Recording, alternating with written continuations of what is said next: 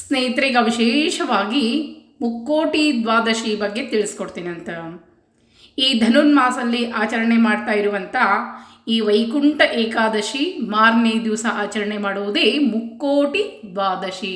ಮುಕ್ಕೋಟಿ ದ್ವಾದಶಿ ಅಂತಂದರೆ ಈಗ ಸಾಮಾನ್ಯವಾಗಿ ಒಂದು ಹೇಳ್ತೇನೆ ಕೇಳ್ರಿ, ಮುಕ್ಕೋಟಿ ದೇವತೆಗಳು ಅಂದರೆ 33 ಕೋಟಿ ದೇವತೆಗಳು ಅಂತ ಹೇಳ್ತೇವೆ.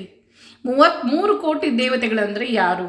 ಈಗ ಕೋಟಿ ಅಂದರೆ ಅದು ಸಂಖ್ಯಾ ಅಲ್ಲ, 33 ದೇವತೆಗಳ ವರ್ಗ. ಈ ಕೋಟಿ ಅಂದರೆ ಸಂಸ್ಕೃತದಲ್ಲಿ ವರ್ಗ ಅಂತ ಹೇಳ್ತೀವಿ. ವಿಧ 33 ವಿಧಗಳ ದೇವತೆಗಳು. ಈ 33 ವಿಧಗಳ ದೇವತೆಗಳು ಯಾರು?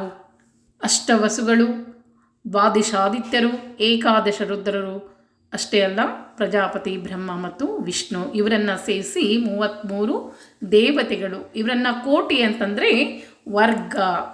33 ಕೋಟಿ ದೇವತೆಗಳು, ಅದರಲ್ಲಿ ಆ ಎಲ್ಲ ಒಂದು 33 ದೇವತೆಗಳ ಕುಟುಂಬವನ್ನೆಲ್ಲ ಸೇರಿ 33 ಕೋಟಿ ದೇವತೆಗಳು ಅಂಥೇಳಿ ಹೇಳ್ತೇವೆ. ಈ ವೈಕುಂಠ ಏಕಾದಶಿ ದಿನ ಭಗವಂತ ಅಂದರೆ ಬ್ರಾಹ್ಮಿ ಮುಹೂರ್ತ ಅಂತ ಹೇಳ್ತೀವಿ. ಇಲ್ಲಿ ನಮಗೆ ವರ್ಷಗಟ್ಟಲೆ ಇದ್ದರೆ ಅಲ್ಲಿ ಕ್ಷಣಗಳು ಇದ್ದ ಹಾಗೆ.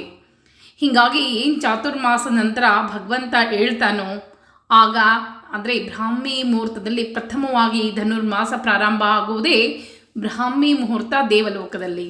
ಬ್ರಾಹ್ಮಿ ಮುಹೂರ್ತದಲ್ಲಿ ಎದ್ದಂಥ ಭಗವಂತನನ್ನು ದರ್ಶನ ಮಾಡೋದು, ಎದ್ದಂಥ ದೇವರು ಉತ್ತರ ಬಾಗಿಲಿನಿಂದ ಎಲ್ಲ ದೇವತೆಗಳಿಗೂ ಈ 33 ಕೋಟಿ ಅಂತ ಹೇಳಿದಲ್ಲ, ಆ ಎಲ್ಲ ದೇವತೆಗಳು ದರ್ಶನವನ್ನು ಪಡಿತಾರೆ. ಈ ಒಂದು ಉತ್ತರ ಬಾಗಿಲಿನಿಂದ ಭಗವಂತ ದರ್ಶನವನ್ನು ಕೊಡ್ತಾನೆ. ಆ ದಿನ ಭಗವಂತನಿಗೆ ಪೂಜೆಯನ್ನು ಮಾಡ್ತಾರೆ. ನಂತರ ಮುಕ್ಕೋಟಿ ದ್ವಾದಶಿ ದಿವಸ ಭಗವಂತನಿಗೆ ಭವ್ಯವಾಗಿ ನೈವೇದ್ಯ ನಡೀತದೆ. ಇದೆಲ್ಲವೂ ನಾವು ಕೂಡ ನಮ್ಮ ಮನೆಯಲ್ಲಿ ಸರಳವಾಗಿ ಭಗವಂತನಿಗೆ ವೈಕುಂಠ ಏಕಾದಶಿ ಆಚರಣೆ, ಪೂಜೆ ಪುನಸ್ಕಾರಗಳನ್ನು ಮಾಡಿ ಮಾರನೇ ದಿವಸ ವೈಕುಂಠ ಏಕಾದಶಿ ಮಾರನೇ ದಿವಸ ಬರುವುದೇ ಮುಕ್ಕೋಟಿ ದ್ವಾದಶಿ. ಆ ದ್ವಾದಶಿ ದಿವಸ ನಾವು ಕೂಡ ಮನೆಯಲ್ಲಿ ಯಥಾಶಕ್ತಿಯಾಗಿ ಭಗವಂತನಿಗೆ ಮುದ್ಗಾನ್ನ ನೈವೇದ್ಯವನ್ನು ಮಾಡಬೇಕು. ಅನ್ನ ಪಾಯಸ ಈಗಾಗಲೇ ಹೆಂಗೆ ಮಾಡೋದು ಅಂತ ಕೂಡ ವಿಡಿಯೋ ಹಾಕಿ ತೋರಿಸಿ ನಿಮ್ಗೆ. ನೈವೇದ್ಯ ಅನ್ನ ಪಾಯಸ ಎಲ್ಲವನ್ನು ಮಾಡಿ ಮುದ್ಗಾನ್ನವನ್ನು ಮಾಡಿ ಭಗವಂತನಿಗೆ ನೈವೇದ್ಯವನ್ನು ತೋರಿಸ್ಬೇಕು. ಈ ರೀತಿಯಾಗಿ ಧನುರ್ಮಾಸದಲ್ಲಿ ಮಾಡಿದಂಥ ಈ ಏಕಾದಶಿ ಮುಕ್ಕೋಟಿ ದ್ವಾದಶಿ ವ್ರತದಿಂದ ಅನಂತವಾದ ಪುಣ್ಯದ ಫಲವನ್ನು ಪಡಿತೇವೆ.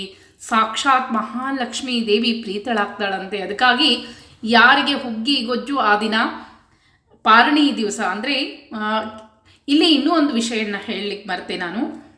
ಯಾರು ಭಾಗವತ ಸಂಪ್ರದಾಯದವರಿದ್ದೀರಿ ಅವರಿಗೆ ಬುಧವಾರ ದಿವಸ ಏಕಾದಶಿ ಮಾಡ್ತಾರೆ.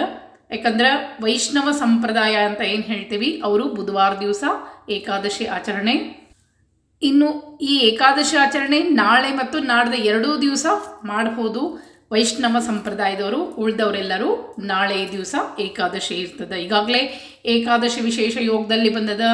ಯಾವ್ಯಾವ ಸಾಮಗ್ರಿಗಳನ್ನು ಕೊಳ್ಳಬೇಕು, ವಿಶೇಷ ಯೋಗ ಪ್ರಾಪ್ತಿ ಆಗ್ಯದ ಅದನ್ನೆಲ್ಲವನ್ನು ತಿಳಿಸ್ಕೊಟ್ಟೀನಿ. ಪೂಜಾ ಸಮಯವನ್ನು ಕೂಡ ತಿಳಿಸ್ಕೊಟ್ಟೀನಿ.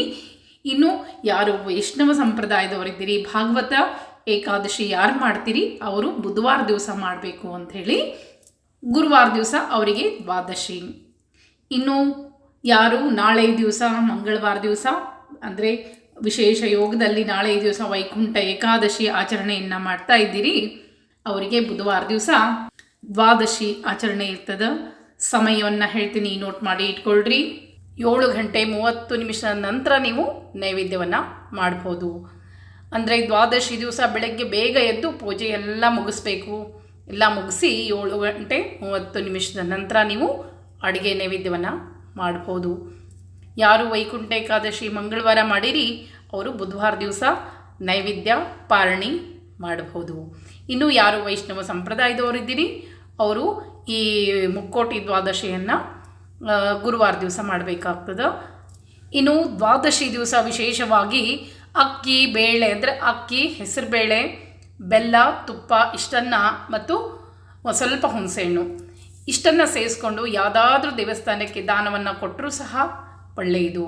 ಯಾರಿಗೆ ನೈವೇದ್ಯ ಮನೆಯಲ್ಲಿ ಮಾಡಲಿಕ್ಕಾಗ್ತದೆ ಮಾಡ್ಬೋದು. ಮಾಡಲಿಕ್ಕೆ ಯಾರಿಗೆ ಆಗೋದಿಲ್ಲ ಅವರು ದಾನವನ್ನಾಗಿ ಯಾವುದಾದ್ರೂ ವಿಷ್ಣುವಿನ ದೇವಸ್ಥಾನಕ್ಕೆ ದಾನವಾಗಿ ಸಹ ಕೊಡ್ಬೋದು.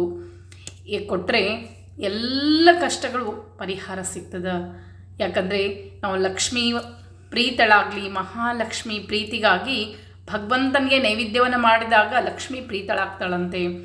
ಕೆಲವರಿಗೆ ಪಾಪ ಚಿಕ್ಕ ಮಕ್ಕಳು ಇರ್ತದೆ, ಮನೆಯಲ್ಲಿ ನಾನಾ ಕಷ್ಟಗಳಿರ್ತದೆ, ಮಾಡಲಿಕ್ಕೆ ಆಗದೇ ಇದ್ದವರು ಅಕ್ಕಿ, ಬೇಳೆ, ತುಪ್ಪ, ಬೆಲ್ಲ ಯಥಾಶಕ್ತಿ ಒಬ್ಬರು ಉಣ್ಣುವಷ್ಟು ಒಂದು 2 ಬಟ್ಲ ಅಕ್ಕಿ, 2 ಬಟ್ಲ ಹೆಸರುಬೇಳೆ, ಈ ರೀತಿಯಾಗಿ ಒಂದು 4 ಚಮಚ ತುಪ್ಪ ಅಥವಾ ಏನೋ ಒಂದು ಸಣ್ಣ ಪಾಕೆಟ್ ತುಪ್ಪ ಇಷ್ಟನ್ನೆಲ್ಲಾದರೂ ತೊಗೊಂಡು ಹೋಗಿ ಎಲ್ಲಿ ನೈವೇದ್ಯ ನಡೀತಿರ್ತದೋ, ಬ್ರಾಹ್ಮಣನ ಮನೆಯಲ್ಲಿ ನೈವೇದ್ಯ ನಡೀತಿದ್ರೆ ಅವರಿಗೂ ಕೊಡ್ಬೋದು, ಅಥವಾ ದೇವಸ್ಥಾನಕ್ಕೆ ಕೊಟ್ಟರೆ ತೆಗೆದುಕೊಳ್ತಿದ್ರೆ ದೇವಸ್ಥಾನಕ್ಕೆ ಒಂದು ಮುತ್ತೈದೆಯನ್ನು ಕರೆದು ಕೊಟ್ಟರು ನಡೀತದೆ. ಈ ರೀತಿಯಾಗಿ ದ್ವಾದಶಿ ದಿವಸ ನೈವೇದ್ಯ ಎಲ್ಲಿ ನಡೀತಿರ್ತದೋ ಅಲ್ಲಿ ಈ ರೀತಿಯಾಗಿ ದಾನವನ್ನು ಕೊಟ್ಟರೂ ಸಹ ನಡೀತದೆ. ಈ ರೀತಿಯಾಗಿ, ಯಾಕಂದರೆ ಇದು ದೊಡ್ಡ ಏಕಾದಶಿ, ದ್ವಾದಶಿ ಅಪಾರ ಪುಣ್ಯವನ್ನು ತಂದುಕೊಡುವಂಥದ್ದು.